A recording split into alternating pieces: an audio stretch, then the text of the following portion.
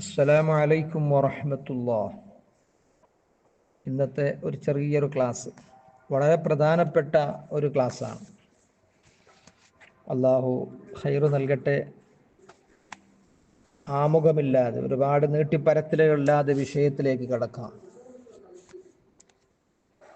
അള്ളാഹുവിൻ്റെ റസൂൽ സ്വല്ലല്ലാഹു അലൈഹി വസല്ലമ തങ്ങൾ പഠിപ്പിച്ചു, മുത്തുനബി സ്വല്ലല്ലാഹു അലൈഹി വസല്ലമ തങ്ങൾ പറഞ്ഞു, ഈ രണ്ട് തെറ്റുകൾ നിങ്ങളുടെ വീട്ടിൽ ഉണ്ടെങ്കിൽ എന്നാൽ ആ വീട്ടുകാർ ദീർഘായുസ്സുണ്ടാകൂല.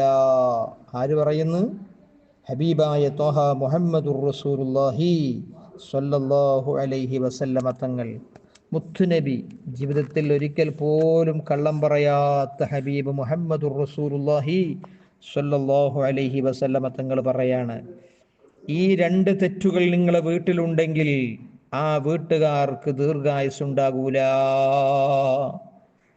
ഏതാണ് ഒന്നാമത്തെ തെറ്റെന്നറിയുമോ?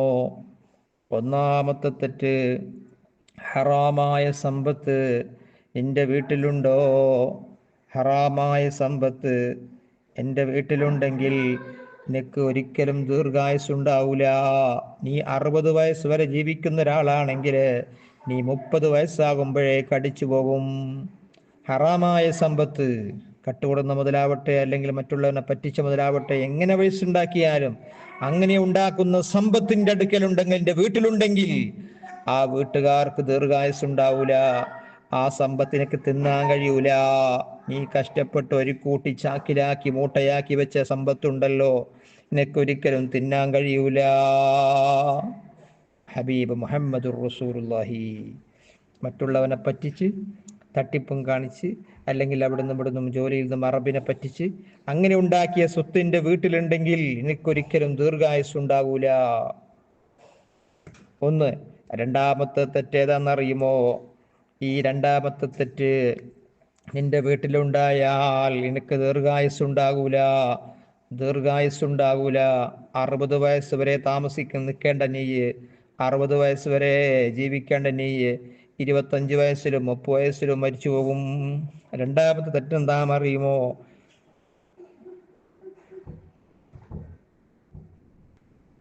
ആരുടെ വീട്ടിലാണോ വ്യഭിചാരം നടക്കുന്നത്? വ്യഭിചാരം നടക്കുന്ന വീട്ടിൽ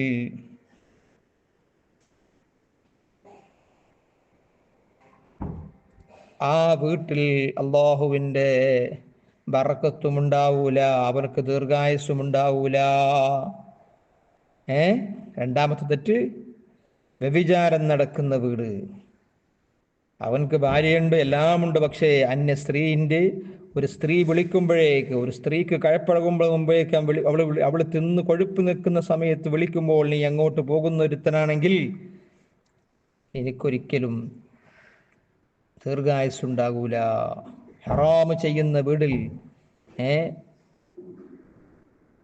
മുത്തനബി സല്ലല്ലാഹു അലൈഹി വസല്ലം പഠിപ്പിച്ചല്ലോ, എന്ത്? നിനക്കൊരു സ്ത്രീയെ തൊടാൻ ആഗ്രഹിക്കുന്നുണ്ടെങ്കിൽ, ഒരു അന്യ സ്ത്രീയെ നീ തൊടാൻ ആഗ്രഹിക്കുന്നുണ്ടെങ്കിൽ, തീട്ടം തിന്നുന്ന പന്നിയെ കെട്ടിപ്പിടിച്ച് കിടക്കലാണ് എനിക്ക് നല്ലത്. ഹബീബ് മുഹമ്മദ് റസൂലുള്ളാഹി പഠിപ്പിക്കാണ്, നിനക്കൊരു പെണ്ണിനെ തൊടാൻ ആഗ്രഹിക്കുന്നുണ്ടെങ്കിൽ തീട്ടം നിന്ന് നടക്കുന്ന പന്നിയെ കെട്ടിപ്പിടിച്ച് കിടക്കലാണ് എനിക്ക് നല്ലത്. അപ്പോ എത്രയാണ് തെറ്റുള്ളത്! അല്ലാഹു സുബ്ഹാനഹു വ തആല എല്ലാ നിലക്കും റാഹത്തിലും സന്തോഷത്തിലുമാക്കി തീർക്കുമാറാവട്ടെ. ഈ രണ്ട് തെറ്റുകളിൽ നിന്നും നമ്മൾ മാറി നിന്നില്ലെങ്കിൽ നമുക്ക് ദീർഘായുസ്സുണ്ടാവൂല. ഒന്ന് പറഞ്ഞു, ഹറാമായ സമ്പത്ത് നമ്മുടെ വീട്ടിലുണ്ടെങ്കിൽ പെട്ടെന്ന് ആള് പോകും. രണ്ടാമത്, വ്യഭിചാരം നടക്കുന്ന വീട്ടിൽ, ആ പണി ചെയ്യുന്ന വീടാണെങ്കിൽ അവർക്ക് ദീർഘായുസ്സുണ്ടാവൂല. അല്ലാഹു സുബ്ഹാനഹു വ തആല നന്മ ചെയ്യാനും നല്ലത് പ്രവർത്തിക്കാനും അല്ലാഹു നമുക്ക് തൗഫീഖ് നൽകുമാറാവട്ടെ. ആമീൻ യാ റബ്ബൽ ആലമീൻ.